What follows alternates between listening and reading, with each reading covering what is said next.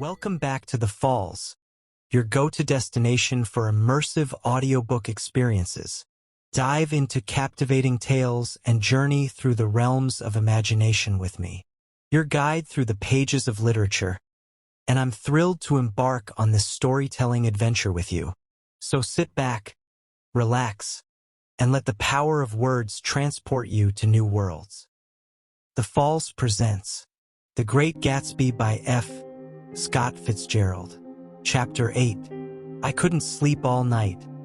A foghorn was groaning incessantly on the sound, and I tossed half-sick between grotesque reality and savage, frightening dreams. Toward dawn, I heard a taxi go up Gatsby's drive, and immediately I jumped out of bed and began to dress. I felt that I had something to tell him, something to warn him about, and morning would be too late. Crossing his lawn, I saw that his front door was still open and he was leaning against a table in the hall, heavy with dejection or sleep. "Nothing happened," he said wanly.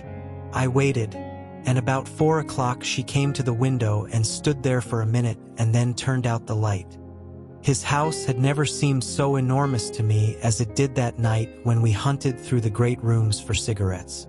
We pushed aside curtains that were like pavilions and felt over innumerable feet of dark wall for electric light switches. Once I tumbled with a sort of splash upon the keys of a ghostly piano. There was an inexplicable amount of dust everywhere, and the rooms were musty, as though they hadn't been aired for many days. I found the humidor on an unfamiliar table with 2 stale, dry cigarettes inside. Throwing open the French windows of the drawing room, we sat smoking out into the darkness. "You ought to go away," I said. "It's pretty certain they'll trace your car. Go away now, old sport. Go to Atlantic City for a week, or up to Montreal." He wouldn't consider it. He couldn't possibly leave Daisy until he knew what she was going to do. He was clutching at some last hope, and I couldn't bear to shake him free. It was this night that he told me the strange story of his youth with Dan Cody. Told it to me because Jay Gatsby had broken up like glass against Tom's hard malice, and the long secret extravaganza was played out. I think that he would have acknowledged anything now without reserve, but he wanted to talk about Daisy. She was the first nice girl he had ever known. In various unrevealed capacities he had come in contact with such people, but always with indiscernible barbed wire between. He found her excitingly desirable. He went to her house, at first with other officers from Camp Taylor, then alone. It amazed him. He had never been in such a beautiful house before, but what gave it an air of breathless intensity was that Daisy lived there. It was as casual a thing to her as his tent out at camp was to him. There was a ripe mystery about it, a hint of bedrooms upstairs more beautiful and cool than other bedrooms, of gay and radiant activities taking place through its corridors, and of romances that were not musty and laid away already in lavender but fresh and breathing and redolent of this year's shining motor cars, and of dances whose flowers were scarcely withered. It excited him, too, that many men had already loved Daisy.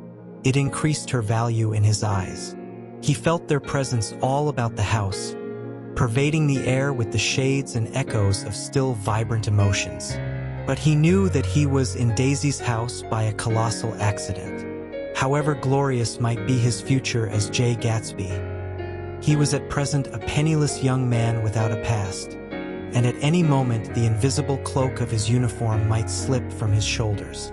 So he made the most of his time. He took what he could get, ravenously and unscrupulously.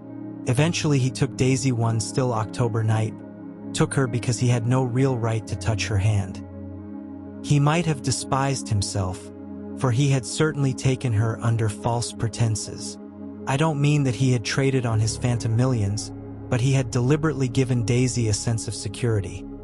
He let her believe that he was a person from much the same strata as herself, that he was fully able to take care of her. As a matter of fact, he had no such facilities. He had no comfortable family standing behind him, and he was liable at the whim of an impersonal government to be blown anywhere about the world.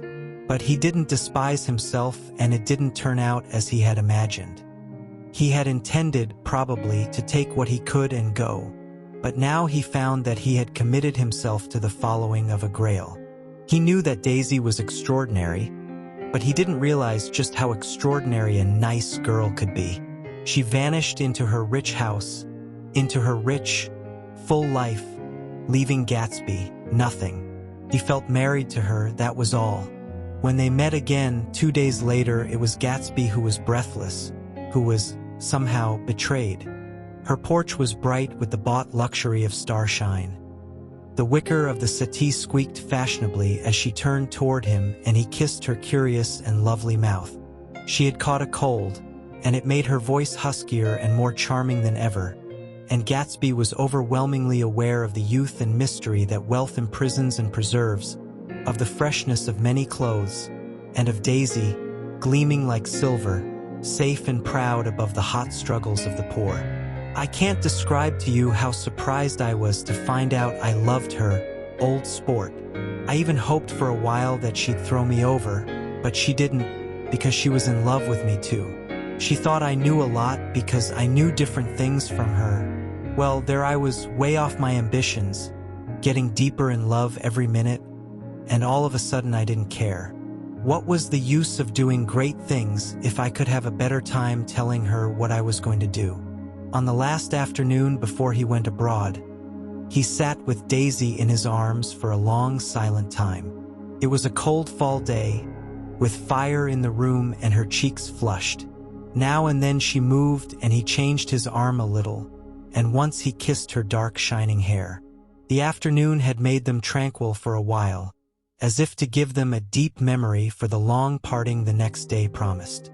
They had never been closer in their month of love, nor communicated more profoundly one with another, than when she brushed silent lips against his coat's shoulder or when he touched the end of her fingers, gently, as though she were asleep.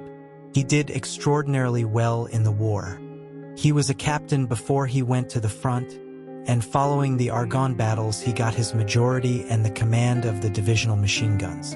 After the armistice he tried frantically to get home, but some complication or misunderstanding sent him to Oxford instead. He was worried now. There was a quality of nervous despair in Daisy's letters. She didn't see why he couldn't come. She was feeling the pressure of the world outside, and she wanted to see him and feel his presence beside her and be reassured that she was doing the right thing after all. For Daisy was young and her artificial world was redolent of orchids and pleasant, cheerful snobbery and orchestras which set the rhythm of the year, summing up the sadness and suggestiveness of life in new tunes. All night the saxophones wailed the hopeless comment of the Beale Street Blues, while 100 pairs of golden and silver slippers shuffled the shining dust. At the gray tea hour there were always rooms that throbbed incessantly with this low, sweet fever, while fresh faces drifted here and there like rose petals blown by the sad horns around the floor. Through this twilight universe Daisy began to move again with the season.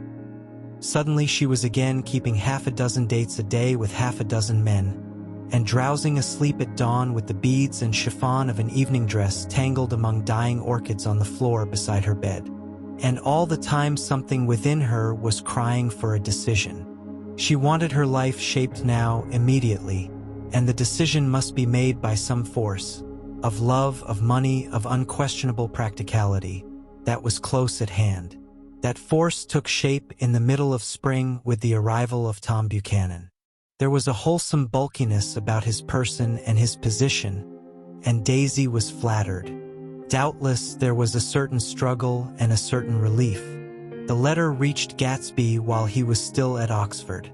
It was dawn now on Long Island, and we went about opening the rest of the windows downstairs, filling the house with gray-turning, gold-turning light.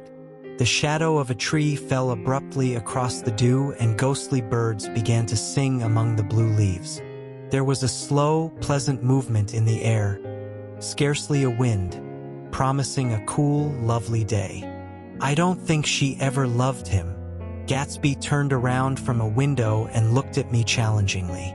You must remember, old sport, she was very excited this afternoon. He told her those things in a way that frightened her, that made it look as if I was some kind of cheap sharper. And the result was she hardly knew what she was saying. He sat down gloomily. Of course she might have loved him just for a minute, when they were first married, and loved me more even then, do you see? Suddenly he came out with a curious remark. In any case, he said, it was just personal. What could you make of that, except to suspect some intensity in his conception of the affair that couldn't be measured? He came back from France when Tom and Daisy were still on their wedding trip, and made a miserable but irresistible journey to Louisville on the last of his army pay. He stayed there a week, walking the streets where their footsteps had clicked together through the November night and revisiting the out-of-the-way places to which they had driven in her white car. Just as Daisy's house had always seemed to him more mysterious and gay than other houses, so his idea of the city itself, even though she was gone from it, was pervaded with a melancholy beauty. He left feeling that if he had searched harder, he might have found her, that he was leaving her behind. The day coach, he was penniless now, was hot. He went out to the open vestibule and sat down on a folding chair, and the station slid away and the backs of unfamiliar buildings moved by. Then out into the spring fields, where a yellow trolley raced them for a minute with people in it who might once have seen the pale magic of her face along the casual street. The track curved and now it was going away from the sun, which, as it sank lower, seemed to spread itself in benediction over the vanishing city where she had drawn her breath. He stretched out his hand desperately as if to snatch only a wisp of air, to save a fragment of the spot that she had made lovely for him. But it was all going by too fast now for his blurred eyes, and he knew that he had lost that part of it, the freshest and the best, forever. It was 9 o'clock when we finished breakfast and went out on the porch. The night had made a sharp difference in the weather, and there was an autumn flavor in the air. The gardener, the last one of Gatsby's former servants, came to the foot of the steps. I'm going to drain the pool today, Mr. Gatsby. Leaves'll start falling pretty soon, and then there's always trouble with the pipes. Don't do it today, Gatsby answered. He turned to me apologetically. You know, old sport, I've never used that pool all summer. I looked at my watch and stood up. 12 minutes to my train. I didn't want to go to the city. I wasn't worth a decent stroke of work, but it was more than that. I didn't want to leave Gatsby. I missed that train, and then another, before I could get myself away. I'll call you up, I said finally. Do, old sport. I'll call you about noon. We walked slowly down the steps. I suppose Daisy'll call too. He looked at me anxiously, as if he hoped I'd corroborate this. I suppose so. Well, goodbye. We shook hands and I started away. Just before I reached the hedge, I remembered something and turned around. They're a rotten crowd, I shouted across the lawn. You're worth the whole damn bunch put together. I've always been glad I said that. It was the only compliment I ever gave him because I disapproved of him from beginning to end. First he nodded politely, and then his face broke into that radiant and understanding smile, as if we'd been in ecstatic cahoots on that fact all the time. His gorgeous pink rag of a suit made a bright spot of color against the white steps, and I thought of the night when I first came to his ancestral home, 3 months before. The lawn and drive had been crowded with the faces of those who guessed at his corruption, and he had stood on those steps, concealing his incorruptible dream as he waved them goodbye. I thanked him for his hospitality. We were always thanking him for that, I and the others. Goodbye, I called. I enjoyed breakfast, Gatsby. Up in the city, I tried for a while to list the quotations on an interminable amount of stock. Then I fell asleep in my swivel chair. Just before noon, the phone woke me, and I started up with sweat breaking out on my forehead. It was Jordan Baker. She often called me up at this hour because the uncertainty of her own movements between hotels and clubs and private houses made her hard to find in any other way. Usually her voice came over the wire as something fresh and cool, as if a divot from a green golf links had come sailing in at the office window. But this morning it seemed harsh and dry. "I've left Daisy's house," she said. "I'm at Hempstead, and I'm going down to Southampton this afternoon." Probably it had been tactful to leave Daisy's house, but the act annoyed me, and her next remark made me rigid. "You weren't so nice to me last night." How could it have mattered then? Silence for a moment. Then, "However, I want to see you. I want to see you too.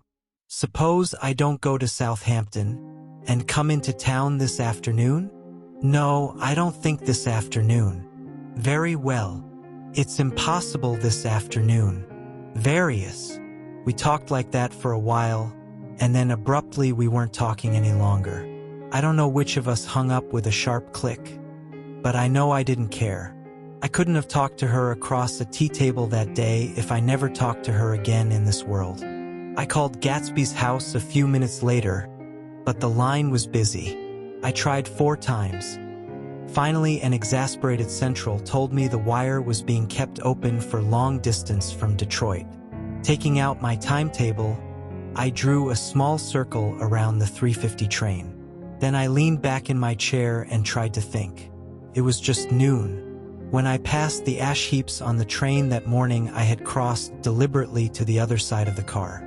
I supposed there'd be a curious crowd around there all day with little boys searching for dark spots in the dust, and some garrulous man telling over and over what had happened, until it became less and less real even to him and he could tell it no longer, and Myrtle Wilson's tragic achievement was forgotten. Now I want to go back a little and tell what happened at the garage after we left there the night before. They had difficulty in locating the sister, Catherine. She must have broken her rule against drinking that night, for when she arrived she was stupid with liquor and unable to understand that the ambulance had already gone to Flushing. When they convinced her of this, she immediately fainted, as if that was the intolerable part of the affair. Someone, kind or curious, took her in his car and drove her in the wake of her sister's body. Until long after midnight, a changing crowd lapped up against the front of the garage, while George Wilson rocked himself back and forth on the couch inside. For a while, the door of the office was open, and everyone who came into the garage glanced irresistibly through it. Finally, someone said it was a shame and closed the door.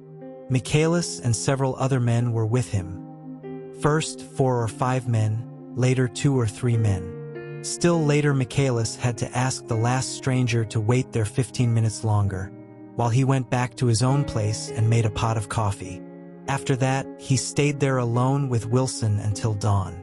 About 3 o'clock, the quality of Wilson's incoherent muttering changed. He grew quieter and began to talk about the yellow car. He announced that he had a way of finding out whom the yellow car belonged to, and then he blurted out that a couple of months ago his wife had come from the city with her face bruised and her nose swollen. But when he heard himself say this, he flinched and began to cry, "Oh my God!" again in his groaning voice. Michaelis made a clumsy attempt to distract him. "How long have you been married, George? Come on there, try and sit still a minute and answer my question. How long have you been married?" 12 years. Ever had any children? Come on, George, sit still. I asked you a question. Did you ever have any children? The hard brown beetles kept thudding against the dull light, and whenever Michaelis heard a car go tearing along the road outside, it sounded to him like the car that hadn't stopped a few hours before. He didn't like to go into the garage because the workbench was stained where the body had been lying, so he moved uncomfortably around the office. He knew every object in it before morning, and from time to time sat down beside Wilson trying to keep him more quiet. Have you got a church you go to sometimes, George? Maybe even if you haven't been there for a long time? Maybe I could call up the church and get a priest to come over and he could talk to you, see? Don't belong to any. You ought to have a church, George, for times like this. You must have gone to church once. Didn't you get married in a church? Listen, George, listen to me. Didn't you get married in a church? That was a long time ago. The effort of answering broke the rhythm of his rocking. For a moment he was silent. Then the same half-knowing, half-bewildered look came back into his faded eyes. "Look in the drawer there," he said, pointing at the desk. "Which drawer?" "That drawer, that one." Michaelis opened the drawer nearest his hand. There was nothing in it but a small, expensive dog leash, made of leather and braided silver. It was apparently new. "This?" he inquired, holding it up. Wilson stared and nodded. "I found it yesterday afternoon. She tried to tell me about it, but I knew it was something funny." "You mean your wife bought it?" "She had it wrapped in tissue paper on her bureau." Michaelis didn't see anything odd in that, and he gave Wilson a dozen reasons why his wife might have bought the dog leash. But conceivably Wilson had heard some of these same explanations before, from Myrtle, because he began saying, "Oh my God," again in a whisper. His comforter left several explanations in the air. "Then he killed her," said Wilson. His mouth dropped open suddenly. "Who did?" "I have a way of finding out." "You're morbid, George," said his friend. "This has been a strain to you and you don't know what you're saying. You'd better try and sit quiet till morning." "He murdered her." "It was an accident, George." Wilson shook his head. His eyes narrowed and his mouth widened slightly with the ghost of a superior "I know," he said definitely. "I'm one of these trusting fellas and I don't think any harm to nobody, but when I get to know a thing I know it. It was the man in that car. She ran out to speak to him and he wouldn't stop." Michaelis had seen this too, but it hadn't occurred to him that there was any special significance in it.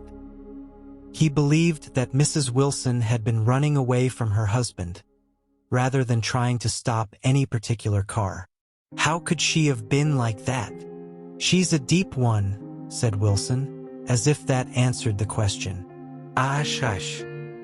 He began to rock again, and Michaelis stood twisting the leash in his hand. "Maybe you got some friend that I could telephone for, George?" This was a forlorn hope. He was almost sure that Wilson had no friend. There was not enough of him for his wife. He was glad a little later when he noticed a change in the room, a blue quickening by the window, and realized that dawn wasn't far off. About 5 o'clock it was blue enough outside to snap off the light.